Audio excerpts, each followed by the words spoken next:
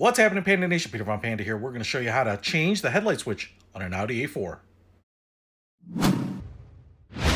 Well, I'm going to show you here. This one's a little worn, so I'm just going to replace it. So I've got a replacement right here with a new switch. Should be a direct replacement.